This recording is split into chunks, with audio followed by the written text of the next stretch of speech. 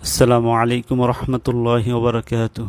আলহামদুলিল্লাহ আলহামদুলিল্লাহ রবিল আলমিন হামদা শাকিরিন ওয়াসসালাতু ওয়াসসালামু আলা সাইয়্যিদিল মুরসালিন ওয়া আলা আলিহি ওয়া আসহাবিহি আজমাইন। ফাআউযু বিল্লাহি মিনাশ শাইতানির রাজিম। বিসমিল্লাহির রহমানির রহিম। ওয়ালা নাবলুওয়ান্নাকুম বিশাইইম মিনাল খাউফি ওয়াল জু'i ওয়া নাকসিম মিনাল আমওয়ালি ওয়াল আনফুসি ওয়াস সামারাত ওয়া বাশশিরিস সাবিরিন। সাদাকাল্লাহুল আযীম। সম্মানিত উপস্থিতি, আজকে আমাদের আলোচনার বিষয় হলো যে বিপদ আপদ কেন আসে। তো বিপদ আপদ বালা মুসিবত কেন আসে এবং আমাদের করণীয় কি, এ সম্পর্কে সংক্ষিপ্ত আলোচনা করা হবে ইনশাআল্লাহ। তো বিপদ আপদ অনেক কারণে আসতে পারে, তার মধ্যে আমি উল্লেখযোগ্য 4টি কারণ নিয়ে কথা বলবো। তো এক নম্বর হলো পরীক্ষা হিসেবে, বিপদ আপদ বা বালা মুসিবত আসে পরীক্ষা হিসেবে। 2 নম্বর হলো গুনাহের কারণে, তো গুনাহের কারণে বিপদ আপদ বালা মুসিবত এসে থাকে। 3 নম্বর হলো গুনাহ মাফের জন্য, বিপদ আপদ বালা মুসিবত গুনাহ মাফের জন্য কি আসতে পারে। 4 নম্বর হলো আল্লাহর দিকে ফিরে আসার জন্য। তো বিপদ আপদ বালা মুসিবত আসে আল্লাহ তাআলার দিকে ফিরে আসার জন্য। তো 1 নম্বর হলো পরীক্ষা হিসাবে, যেটা আল্লাহ তাআলা সূরাতুল বাকারার 155 নম্বর আয়াতে বলেছেন যে ওয়ালা নাবলুওয়ান্নাকুম বিশাইইম মিনাল খাউফি ওয়াল জু'i ওয়া নাকসিম মিনাল আমওয়ালি ওয়াল আনফুসি ওয়াস সামারাত ওয়া বাশশিরিস সাবিরিন। আল্লাহ তাআলা বলেন যে অবশ্যই আমি তোমাদেরকে পরীক্ষা করব, কখনো ভয় দ্বারা, কখনো ক্ষুধা দ্বারা, কখনো জানমাল এবং ফলাদির কি ক্ষয়ক্ষতি দ্বারা আমি অবশ্যই তোমাদেরকে পরীক্ষা করব। ওয়াবাশশিরিস সাবিরিন, আর ধৈর্যশীলদের জন্য রয়েছে কি সুসংবাদ। তাহলে আমরা বুঝতে পারলাম যে আল্লাহ তাআলা আমাদেরকে ক্ষুধা দ্বারা, ভয় দ্বারা এবং আমাদের জানমালের এবং ফলাদির ক্ষয়ক্ষতি দ্বারা কি আল্লাহ তাআলা আমাদেরকে পরীক্ষা করেন। তো 2 নম্বর হলো যে গুনাহের কারণে। আল্লাহ তাআলা সূরাতুশ শুরার 30 নম্বর আয়াতে বলেন যে ওয়ামা আসাবাকুম মিন মুসিবাতিন ফাবিমা কাসাবাত আইদিয়াকুম ওয়া ইয়াফু আন কাসীর।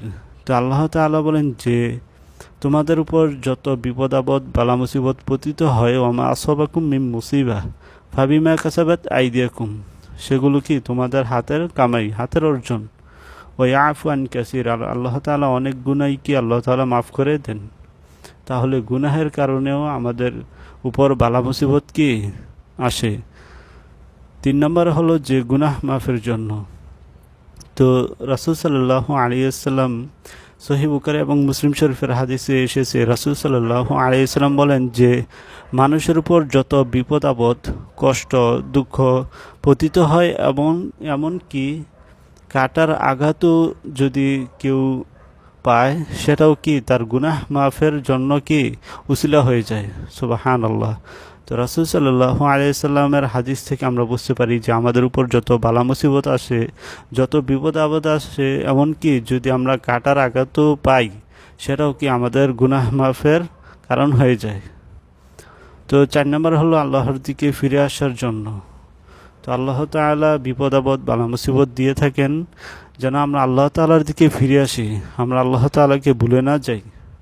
তো আল্লাহ তাআলা সূরাতুর রুমের 41 নম্বর আয়াতে বলেন যে যাহারাল ফাসাদু ফিল বাররি ওয়াল বাহরি বিমা কাসাবাত আইদিয়ান নাস লিয়ুযীকাহুম বা'দাল্লাযী আমিলু লাআল্লাহুম ইয়ারজিউন। তো আল্লাহ তাআলা এখানে বলেন যে জমিনে অর্থাৎ জলে এবং স্থলে যত বিপর্যয় হয়ে থাকে, সেগুলো কি মানুষের 2 হাতের কামাই। আর আল্লাহ তাআলা তার সামান্যই কি মানুষের যে আমলের কারণে, মানুষের গুনাহের কারণে যে জলে স্থলে বিপর্যয় হয়, বিভিন্ন বালা মুসিবত দেখা দেয়, আল্লাহ তাআলা এগুলো কি মানুষের পাপের কারণে আল্লাহ তাআলা শাস্তি দিয়ে থাকেন।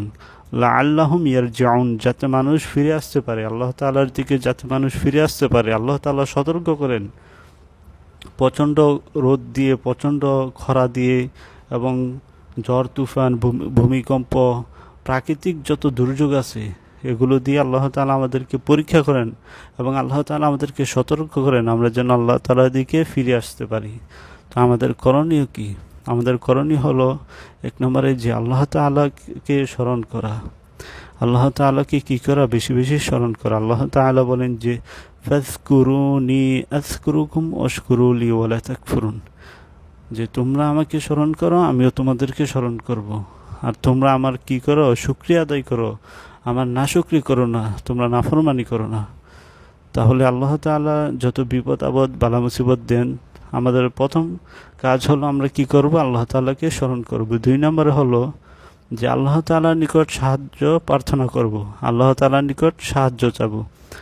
আল্লাহ তাআলা বলেন যে ইয়া আইয়ুহাল্লাযীনা আমানুস্তাঈনু বিস-সাবরি ওয়াস-সালাহ ইন্নাল্লাহা মা'আস-সাবিরিন।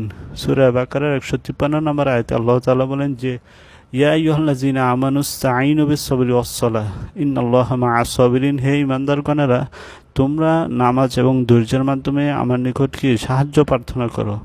তাহলে আমরা আল্লাহ তাআলার নিকট সাহায্য প্রার্থনা করব কিভাবে? ধৈর্য ধারণ করে, ধৈর্যের মাধ্যমে এবং নামাজের মাধ্যমে। আমরা হায় হতাশ করব না, বিপদ আপদের আমরা পতিত হলে একদম ভেঙে পড়ব না, হায় হতাশ করব না। আমরা কি করব? নামাজে দাঁড়িয়ে যাব, আল্লাহ তাআলার নিকট সাহায্য প্রার্থনা করব। 3 নম্বরে হলো আল্লাহ তাআলার নিকট বেশি বেশি দোয়া করা। আমরা আল্লাহ তাআলার নিকট কি বেশি বেশি করে দোয়া করব যে হে আল্লাহ আমাদেরকে এই বিপদ আপদ থেকে আপনি হেফাজত করুন, আপনি আমাদেরকে এই বিপদ আপদ আমাদেরকে দূর করে দিন। তাহলে ইনশাআল্লাহ আল্লাহ তাআলা আমাদের বিপদ আপদ কি করবেন? দূর করে দিবেন। তাহলে বিপদ আপদ বালা মুসিবত এগুলো কি বিভিন্ন কারণে হতে পারে। তার মধ্যে যে আমি 4টি কারণ উল্লেখ করেছি, 1 নম্বর হলো পরীক্ষা হিসাবে, আল্লাহ তাআলা বিপদ আপদ বালা মুসিবত দিয়ে থাকেন পরীক্ষা হিসেবে। 2 নম্বর হলো গুনাহের কারণে, 3 নম্বর হলো গুনাহ মাফের জন্য, 4 নম্বর হলো আল্লাহ তাআলার নিকট ফিরে আসার জন্য। তো আল্লাহ তাআলা যেন আমাদেরকে বিপদ আপদে আল্লাহ তাআলা আমাদেরকে যেন ধৈর্য ধারণ করার তৌফিক দান করেন এবং আমাদেরকে আল্লাহ তাআলা কঠিন আযাব থেকে যেন হেফাজত করেন। এজন্য আমরা সবসময় আল্লাহ তাআলার আনুগত্য করার চেষ্টা করব। আল্লাহ তাআলা আমাদেরকে তৌফিক দান করুন। আমিন। ওয়া আখিরু দাওয়ানা আলহামদুলিল্লাহি রাব্বিল আলামিন।